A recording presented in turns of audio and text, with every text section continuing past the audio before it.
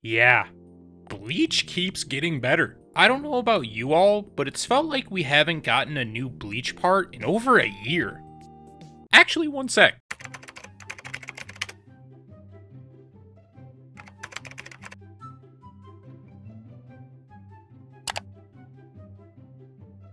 It's been over a year since we've gotten a new Bleach part. I've been waiting for you to come home, baby.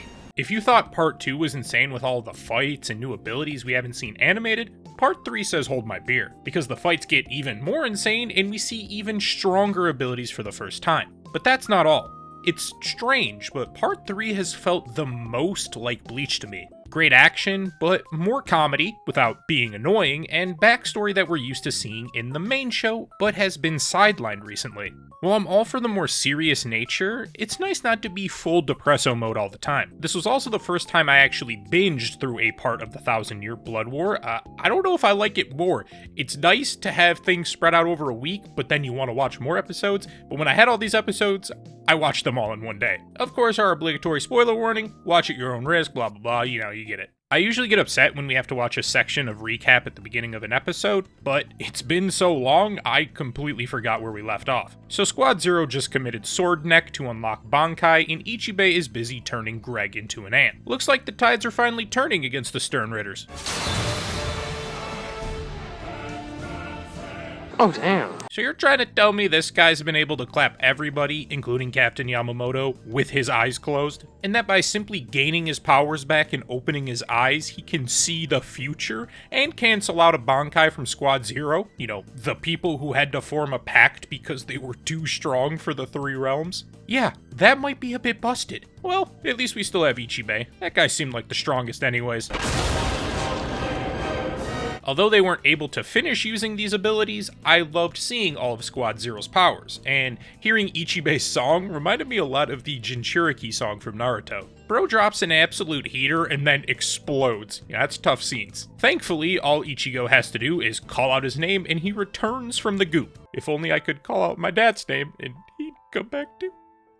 We end off the first episode with Greg stabbing his father and Shunsui approaching Aizen. Safe to say, things are getting pretty drastic. The start of the next episode was both confusing and funny to me. Ichigo and his crew walk up the steps to the Soul Palace and are able to confront Greg. Wasn't he just with the Sternritters though? Was he like, good job guys, got some time to kill? Go get some lunch. I know he can see everything in the future, so he probably wanted to confront Ichigo, but I just found it funny how everyone dipped out. Obviously, Ichigo is going to attempt to stop Greg, and it was nice to see some of his new powers again. It's a pretty sick fight, but also incredibly disrespectful. Bro has his eyes open, but then decides to close them for the fight. Puts himself at a disadvantage, giving Ichigo his best opportunity to beat him, and then he has the gall to say, I have still not seen anything in the fight with you. Safe to say the fight's pretty much over from that point, but we all know Ichigo, gonna fight until the very end. Even against somebody who legitimately cannot be beaten. And even after Greg says that his Quincy blood will denounce the Soul King,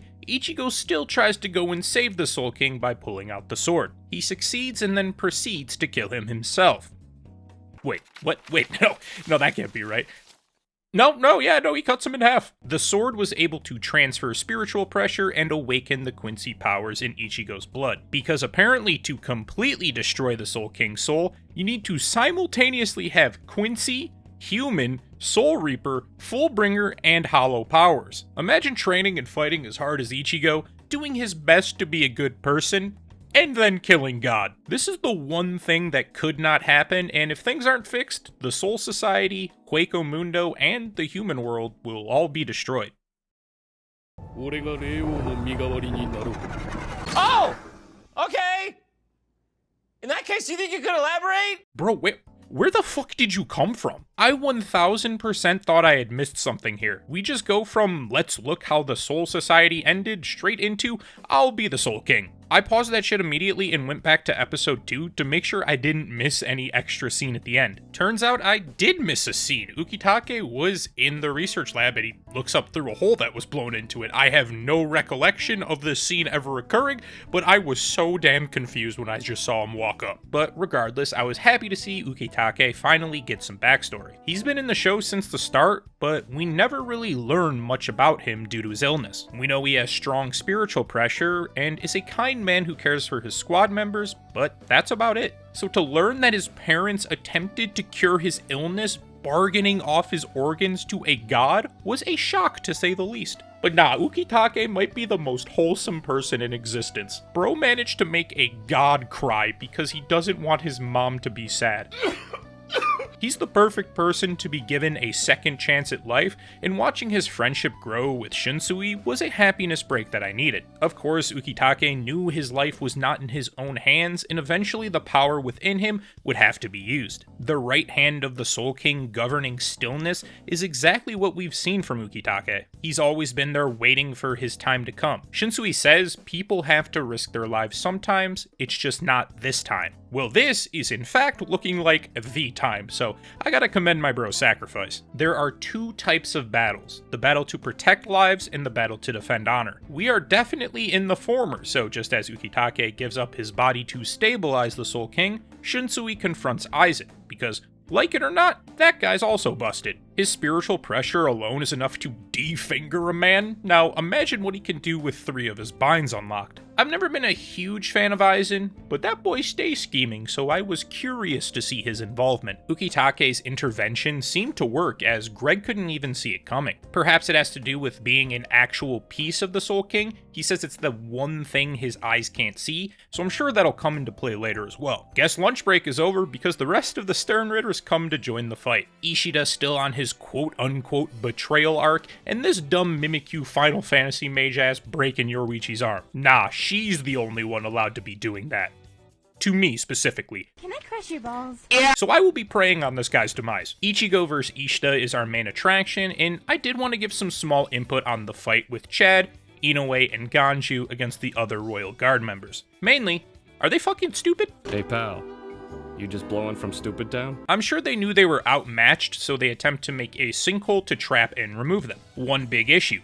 They are on a floating platform, and the Quincy's can fly. Did they assume they would just fall all the way to the bottom and splat? I guess they've had less combat with Quincy's, but I mean, I still thought it was a little dumb. And this stupidity is rewarded by all 3 of them getting blasted back by a single sword swing, completely out of the scene and left to reflect on their actions. But back to the main action.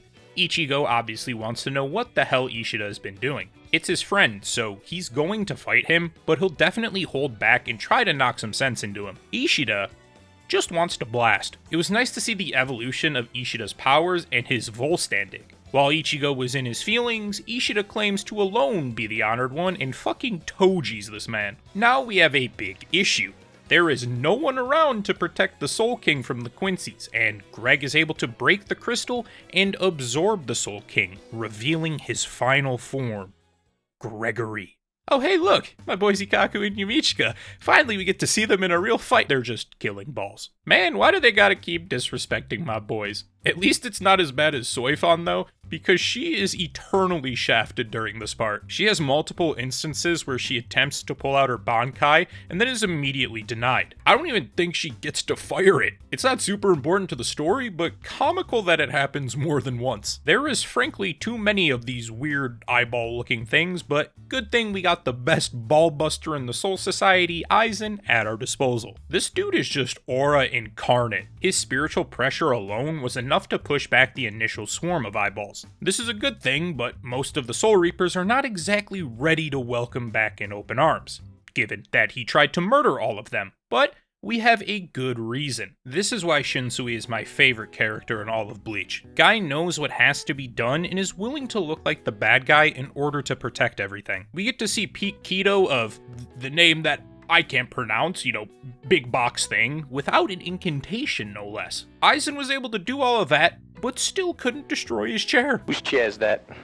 Who bought that goddamn chair? That's not my chair. And if you thought he was done there, nah, you guys can't get to the Soul Palace? I'll bring the Soul Palace to you. It's crazy to think that if he wasn't restricted by Mayuri's device, he very well could have done that. Listen, I'll still never be a fan of the exactly as I planned characters, but Aizen's starting to come around to me. And he's dead. Not actually, but his spiritual pressure was attacked and he's temporarily paralyzed. Seriously? Are we gonna have to see them fight more sternritters? Nothing is going to get done at this point. Somebody just end this quickly, I'm begging you.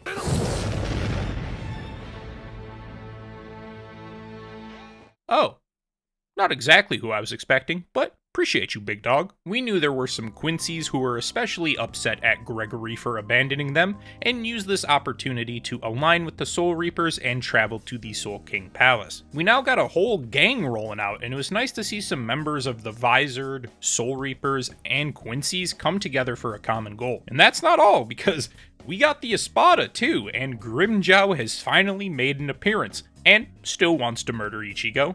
It's just memories of the good times. Looks like it's him and Nelly. Yo, what the fuck is that outfit? I don't know if I'm legally allowed to look, so I will just say, I think at least Chad approves. And why also stop at the Espada? Let's bring in the Fullbringers too, as we see Ririka and Yukio. I wasn't a super big fan of the Fullbringer arc. I understood its significance, but after Mugetsu, I found it harder to connect with these newer characters, but it's nice to see them return, and perhaps we'll get some more development from them. This is also one of the times I think the comedy was needed. Even though some very serious shit happened, Ichigo has to be immensely confused. Dude got a hole blasted into him from his friend, he heals up and sees a fucking portal open where an Espada he thinks he killed comes out, and a giant black elevator being piloted by a Fullbringer. どれを説明してほしいかの、イチゴ。全部だよ。なんで一部しか説明しない感じになってんだよ。全部説明しろ、全部。 Now we're about to have two groups ascend onto the Soul King Palace together. Except, it's gotten a bit of a makeover. I guess Gregory was a bit homesick and used his powers to rebuild the Quincy Street. And not only does this create unfamiliar territory, but it also seems the Quincy's have taken control of all of the Reishi, significantly affecting the Soul Reapers movement. We now have our setup for the climax of the season. The Soul Reapers and Ichigo's team head off to the castle. Bazz-B and the other Quincy's part ways, and Mayuri opens his own personal gate where he's joined by Kenpachi because he had to go to the bathroom. You know, of course, would hate to have to go during the middle of combat. They've all appeared at different points, so it's safe to assume we'll have multiple battles going on at once. Seems like Ichigo's group is the first to stumble on an opponent, and that is Nak Levar, my least favorite character in the Thousand Year Blood War. But we'll get to that later. Nak is our token comic relief Quincy, and honestly, put in his position with a deranged Grimmjow chasing me, I'd probably do the same. あのワイルドリーゼント野郎もちょっとカフェオレでも飲んで一息ついてあ However, while he's a bit of a goofball, you can't deny that he's quite the crafty individual. After a quick nap for Grimmjow, we get to see the main Soul Reapers group's enemy, a sniper rifle. Listen, I shouldn't laugh at this, but after Hisagi got shot, watching Omaida waddle his way over just to get blasted made me almost spit out my drink. You mean to tell me the art of the Serpentine wasn't part of the Soul Reaper training? Kiyone, blasted. Isane, blasted. Sentaro, blasted. While you can definitely question the dodging capabilities of the Soul Reapers, you gotta also question the target selection. I'm not trying to say this is a plot decision, but Lille did shoot most of the useless people. Of course, it would be harder to take out a captain, but you gotta think he should have at least tried with the first shot. Seeing all of your comrades with holes in them is the perfect reason to spread out and use the cover of buildings. This is where we jump to Renji, who's confronted by Ishida. At first I was like, was he really alone? I figured he would have ran at least the same direction as Rukia, but we can see only for a few frames that he is in fact by himself traveling down an alley. Not a huge deal, but I thought it was a nice little detail to include. This fight fucking rules. If you thought we got to see the extent of Renji's power during his fight against Mask with the Zaga Teppo, oh, you'd be mistaken. He's gotten a lot better not only with his offensive abilities, but also defense, using Hihio and Hitensio to help buy time. However, those Quincy powers are the real deal. Ishida eats a Zaga Teppo straight to the mouth, light work, no reaction. I thought that this was his strongest ability, but he's able to create a fucking nuke with Zaga Zeko. I think if they're anywhere else besides this Quincy Palace, Ishida gets bodied. He don't look too great, but is able to use the surrounding Reishi to heal. It seems like you actually have to one-shot the Quincy's to have any chance here. Renji unfortunately loses, but I did notice one thing this fight. He's clearly using Flash Step in the beginning to dodge. Why couldn't the Soul Reapers have just used that to move around the palace to avoid the sniper shots?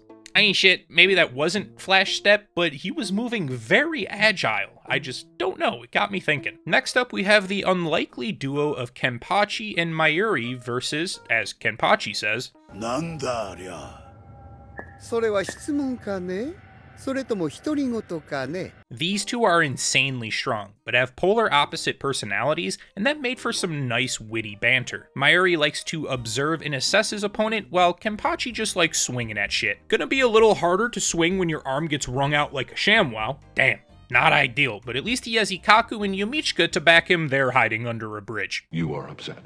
Yeah. Say it. I'm upset. If you want to talk about a guy who won't quit, it's Kenpachi. The guy literally cut a fucking meteor in half, but this enemy proves to be a bit too much. This moan either meant he had to take a massive dump, or his insides were attempting to become his outsides. If he's with anyone besides Mayuri, he's probably dead, but since he's a fucking nutjob, he can use his Zanpakuto to administer anesthesia. Although Kenpachi is effectively out of the fight, it allowed Mayuri the time to assess the nature of this thing's power. I would say Crazy Scientist versus Nerve Monster would play out in Mayuri's favor, but we all know these Quincy's are more than what they appear. Turns out this is not just another Final Fantasy mage, but the left arm of the Soul King. I don't know if it's just me, but I found it a bit difficult to take a giant CGI screaming arm seriously. However, watching Mayuri play around with his opponent while talking shit is always a treat, and rather than the traditional Soul Reaper style of combat, we get to see all of these strange science gadgets like inflatable green guy umbrella, grappling hand, hover feet, and screaming guy slingshot. He uses the tools best suited for each situation, so none of his fights feel similar. And just as the left arm, who governs advancement, continues to evolve, so does Mayuri.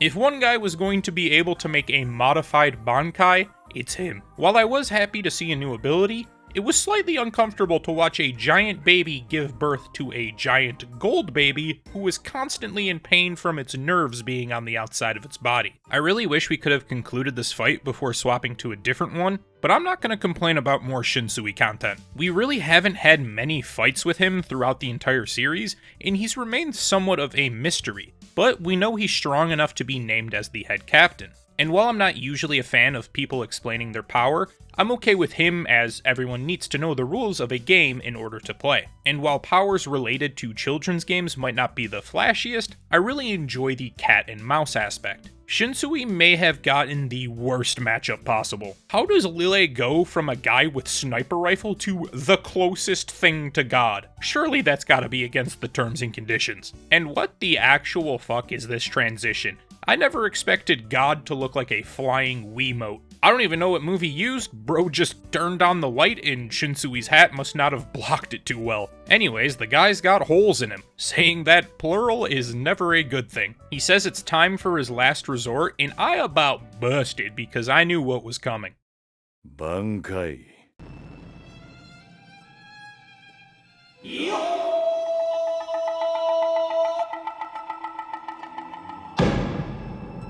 I love the Bankais that have multiple parts to them instead of one giant ability. Just as Rose's was staged like a musical performance, it looks like Shinsui's is some sort of play with different acts. Act 1 to share the same wounds, Act 2 to render your target incurably ill, Act 3 to submerge within an abyss, and the final act to cut the thread of attachment. I can understand why he uses this power so sparingly, and it was nice to see him interact with his Zanpakuto again.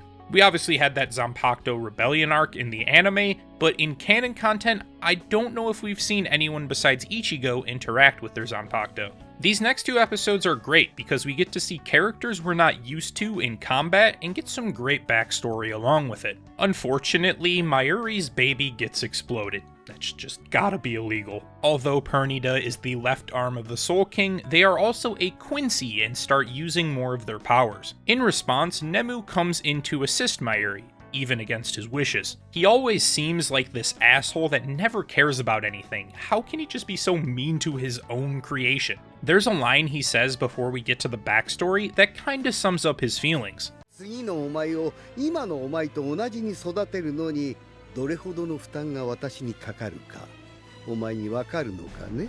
お前に自らの判断で死ぬ自由などない。 He starts by calling her sleep number 7, and that if she were to die, how difficult it would be to raise the next her. Almost like he's saying she's perfect and ridiculing her for trying to give her life up. It's not the nicest way to say it, but you can somewhat tell he cares. Basically, Mayuri had been trying to create a synthetic Soul Reaper as part of the Sleep Project, and almost everyone had failed up until Nemu, who was the 7th test subject. She kept growing and adapting, and I'm sure he thought of her as a daughter to him. Nemu says that Mayuri is incapable of feeling emotions such as embarrassment, but at the end of the day, he's just a weird fucking guy who doesn't know how to express said feelings. He sheltered her for most of her life. From what I can assume, it's his way of protecting her, but that doesn't mean she isn't strong. A being that's supposed to just listen to Mayuri, she acts on her own to save him and blows a goddamn hole through this hand. He simultaneously looks disappointed and proud seeing her fight for him.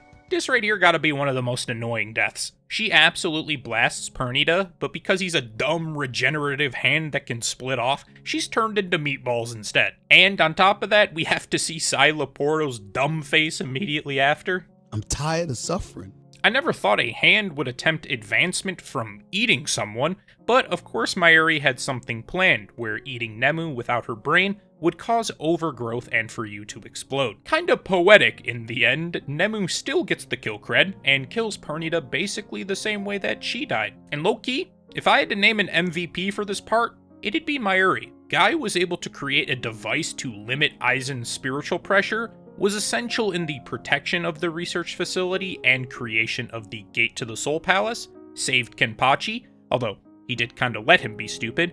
He also came up with countermeasures for killing a part of the Soul King, saved Nemu's brain, effectively de-zombified the Soul Reapers, and now can heal himself and Kenpachi. The guy's been busy. Just as Mayuri's fight wasn't finished, neither was Shunsui's. His ability would probably kill everything besides a god, but unfortunately, he's fighting a literal god. Lille just had to plug in the nunchuck attachment into the Wiimote, and suddenly he's a fucking bird. Bird up.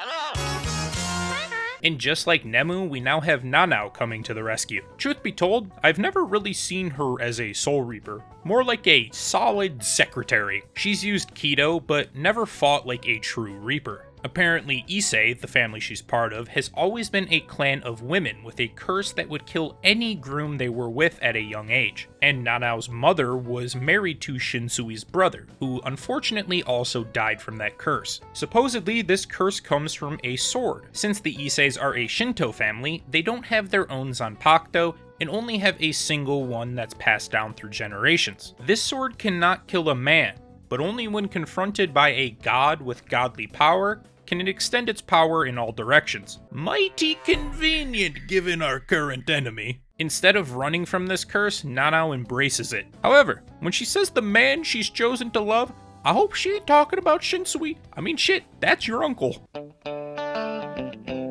Turns out that this sword in this very particular circumstance is omega busted.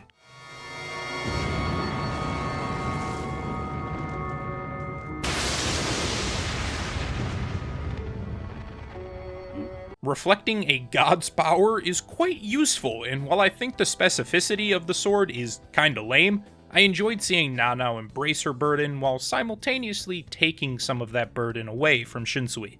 The next episode was my favorite in all of Part 3. Our first backstory on Quincy's not named Ishida or Gregory, and this shit tragic as hell. We've seen Bazz-B as this loud and aggressive character, but he's actually a solid guy, taking in Yhwach to escape the treatment of his uncle and continuing to stay by his side after their home is burned down. Sure, he's a bit pompous thinking he's a genius, but he's still a kid, and wherever he went, he brought Yhwach with him. I can understand his anger when Yhwach is selected to be the confidant. His life's goal has been to get close enough to Greg where he can finally kill him. I don't think Bazz was angry that Yhwach's talents were being recognized, but it was the person who was recognizing them. Seeing that look of anger on Bazz, I'm sure brought up some of his past memories, and the final nail was when he stopped the arrow Bazz had shot. It's quite the shame. Yhwach has had a most unfortunate upbringing, abused and manipulated. He finally has someone who cares about him, just for that relationship to become severed where now he will be abused and manipulated again. It's a very real life effect and it can be hard to break that cycle. Simply hearing the words, "I need you," can be enough for someone to remain in a toxic environment. And after 3 years, when Bazz is finally able to join the Sternritters, the Yhwach he knew is no more. As he says, perhaps Yhwach was the captain the entire time. And I think this is portrayed in their fight. Bazz stands no chance against Yhwach, who looks mostly unfazed. I don't think he wanted to fight Bazz because he knew he was weaker and didn't want to actually hurt it. But now Bazz is at the point of no return. He's going to keep charging, and despite Yhwach's efforts, even calling him by his full name, he intends to fight.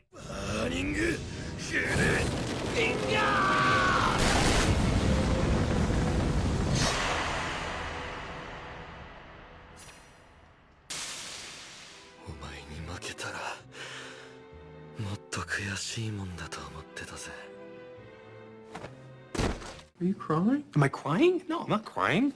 You're crying. Bazz was content with being killed by Yhwach because he now knows what he's capable of and can protect himself. He's said to become the strongest Quincy, and I think he's done just that. I would like to have seen some more backstory on how Bazz developed his burner fingers, but I was genuinely surprised the story between these two hit as hard as it did. The final 2 episodes serve as wrapping up our current conflicts and preparing us for the final arc. We still see Ukitake using his Mimihagi powers, but they are dispersed rather than going straight up. Perhaps since the Soul King is gone, he'll give some of his power to all of the people fighting currently. And after his fight with Bazz-B, Yhwach confronts Ishida. Apparently, whenever Gregory is asleep, this guy gets his future-seeing powers. Ishida assumes that Yhwach saw him being a traitor. From that, kinda obvious to assume Ishida's true intentions were never to be on the Quincy side. Yeah, they had us the first half, I'm not gonna lie. I do wonder though, if this was going to happen, why didn't Gregory confront Ishida sooner? He sees the same stuff Yhwach is seeing, but maybe he still had a use for Ishida that we haven't gotten to yet. It's crazy that there's only 2 episodes left and we haven't gotten a chance to see the main Soul Reaper group fight anyone. Enter Gerard Valkyrie. Bro was just a little lost. And like Pernida being the left arm of the Soul King, supposedly Gerard is the Soul King's heart. And here we get even further confirmation of Ishida's actions. Renji is still alive, pierced by an arrow so cleanly as to avoid any major damage. Originally, Renji is going to be the only one to fight Gerard, but he insists on everyone. Bro acts like a bullet sponge and lets everyone beat the fuck out of him because his power lets him convert his wounds into size. Now, he's the size of the whole goddamn city itself. This would have been the perfect person for Komamura to fight, but alas, we just have to deal with him bodying everyone. At the same time, Nock is busy making Ichigo's group even more useless. I swear anytime they have a possibility to do something cool, they fail miserably. I know it's a setup to have Ichigo prevail in the end, but like damn, all bro has done this part is revive Ichibei and kill the Soul King. Not a great stretch for the MC. Thankfully, we have one not useless person in Yoruichi to save the day. You remember when I said earlier that Nock's my least favorite character? Well, this is why. Because if anybody is going to get their ass beat by Yoruichi, it should be me. And I cannot forgive this man for stealing this opportunity away from me. Hurt me but make me feel safe at the same time. I've been waiting for Yoruichi to show off her abilities, and goddamn she does.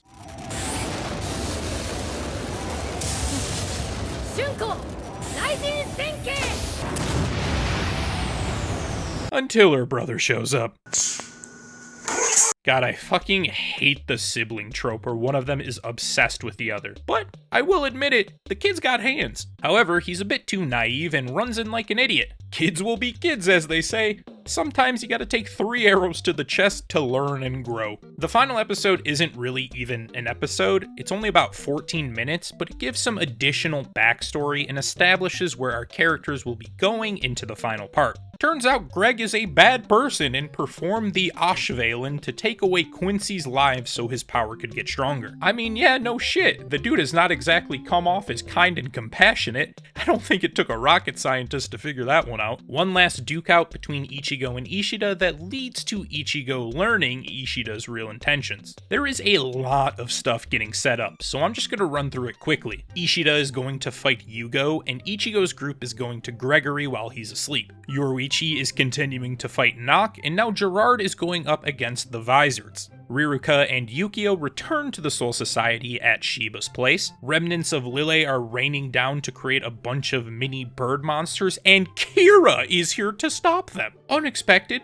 but he's another one of my favorite characters, so I'm all in for his zombie rampage. Aizen's still in a chair. But he's Aizen, so I'm not concerned, and Ichigo and Ishida's dads are ready to join the fight. And there you have it. Part 3 of the 1,000-Year Blood War in the books. I have no idea how all of this is going to wrap up in 12 more episodes, but I will put my faith in Studio Pierrot and Tite Kubo. While I don't think this was as good as Part 1, it felt more like the traditional Bleach we're used to seeing. Fights are great and all, but storytelling of characters is one of Bleach's major strengths, so I think I enjoyed this more than Part 2. I will say, every member of the Royal Guard being like a legitimate god feels a bit cheap, but I guess since this is the final arc, I can't get too mad. Visuals are top tier as usual, and the music never disappoints. A couple of things I'm looking forward to / hoping for in the next part. Need to see that Ichigo Bankai, and for him to be useful actually. Curious on Ishida's dad's power. Want to see what the hell happened to Kira? Will Aizen ever escape his chair? Where is Yachiru? Yoruichi? I just need to see her. I'm about to bust. Is Grimmjow still taking a power nap? And does Ukitake's power have any other hidden traits? This has been a roller coaster so far, and I've enjoyed it thoroughly. Let me know what you thought about Part 3 in the comments below, and if you enjoyed this video, make sure to leave a like, comment, and subscribe. The Bleach videos always get so much love, and I'm very grateful you're willing to listen to my yap sessions about it. That's all for this time. Hope to see you again very soon.